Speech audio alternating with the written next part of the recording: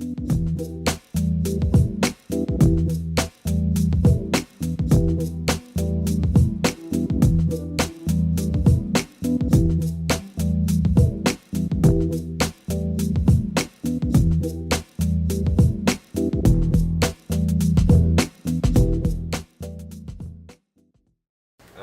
hello and welcome to Between the Sciences. This is episode 2 with, you want to say your name? My name is Jess Mediger, and everybody calls me Jess. Alright, so we'll just go with Jess then. That works. Alright, the title online at sdstate.edu says that you're a lecturer. What does that mean? A lecturer is considered a rank below the professor position, but at the same time, we have to have our master's to be a lecturer. The one thing that the lecturer does that a lot of the professors don't do is it's more 100% teaching side of things versus more the research side of things. So that is kind of what a lecturer does. Right, so you care about the students more than the professors. So a lot of the people in the science wing would consider themselves a scientist. Do you consider yourself a scientist? Depends on the definition of a scientist when you're looking at it. I would say that as long I am involved in the natural sciences and I really enjoy those sciences, being a huge scientist, I would have to say yes, because I love everything about nature and science and all of the above. So I would have to say yes. I would consider myself a scientist. So your office is kind of small, kind of closet-sized, some would say. So does this mean you're expecting a letter from Hogwarts anytime soon, or? Is that the kind of the envelope that's got that wax stamp on the back of it? Yeah, exactly. The owl drops it off. Oh, I actually threw that away because I didn't know what that was. Missed out on a good chance. Oh, dang it. But yes, maybe that's why my office is so small. Have you noticed all the interesting things that I've acquired into my office? Kind of hard to move around in there, but. Yes, just a little. One student at a time. Right, so I know you're doing some research with some students. Do you mind telling us what the research is about, or what kind of research you're doing on your own? So the research that I do with my students range, and that is the beauty about my research. I am not set on a specific goal that I have to write grants on.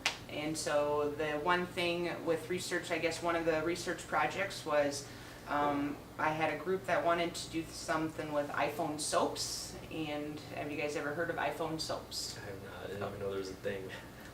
So what it is it's actually a little box that's got UV light in it.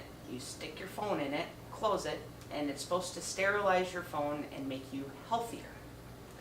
I doubt that. But. And that's what the students were saying. So what we did is we were trying to debunk to see if it would make students healthier. And what we found out is it's just as easy as taking an alcohol wipe to your phone and it cleans it just as well.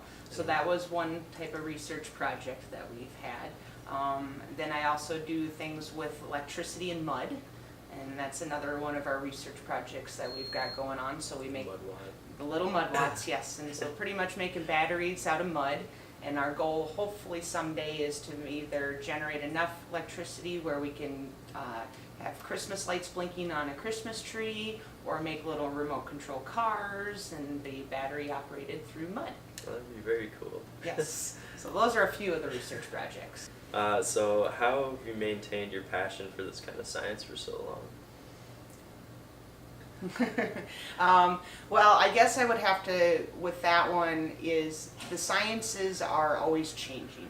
And so, like me, I'm kind of a horse of multiple colors. I like all sorts of different things. And that's the one thing that I have going with this area is being able to do a bunch of different things and keep that passion going. So not every day is the same day.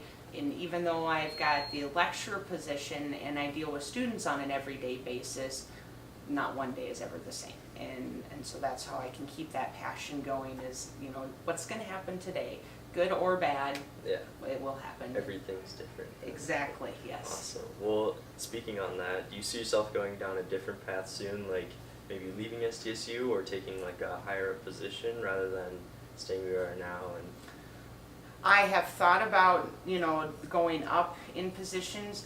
I have told a lot of people though that I am not going to want to get into the administration side of things. So you don't want to be vulgar. No, I do not want to be my department head. And I have told him that a lot of times that I could never have his job because it's a lot of stress. There's plenty of stress of where I'm at now, but at the same time, I like where I'm at because I get to see a lot of students grow. And that is, it's kind of like a little seed, and you can give them a little water, and then they just grow.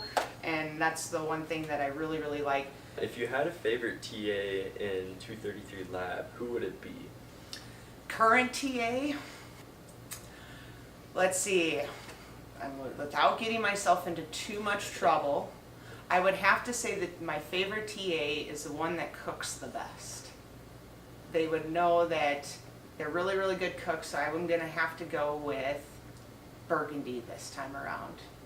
This time around, you get to ask this question a lot then? No, but I've been asked before, like, who I would choose for TAs, and so I would have to go with Burgundy this time.